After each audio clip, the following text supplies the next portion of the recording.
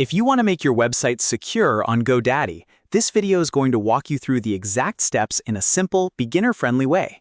Securing your site is one of the most important things you can do because it helps protect your visitors, improves trust, and can also support better performance in search results. In just a few minutes, I'm going to show you how to turn on SSL and force HTTPS so your website loads securely.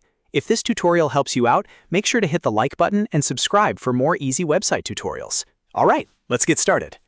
First, go to GoDaddy and sign into your account.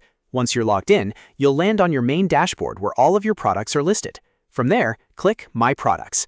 This is where GoDaddy keeps all of the services connected to your account, including your domain, hosting, and other tools.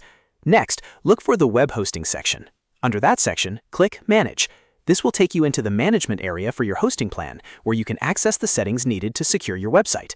After that, click cPanel Admin. cPanel is the control panel for your hosting account, and this is where you'll find the security tools we need to use. Now, inside cPanel, look for SSL/TLS status. This area shows the current SSL status for your domains and lets you manage certificate settings. Click Run AutoSSL.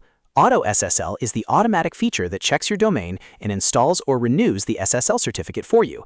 This step is very important because SSL is what enables the secure padlock and helps your website use HTTPS instead of HTTP.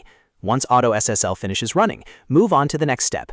Go to Domains. Here, you'll see the domains connected to your hosting account. Find the domain you want to secure and enable Force HTTPS Redirect. This tells the website to automatically send all visitors to the secure version of your site.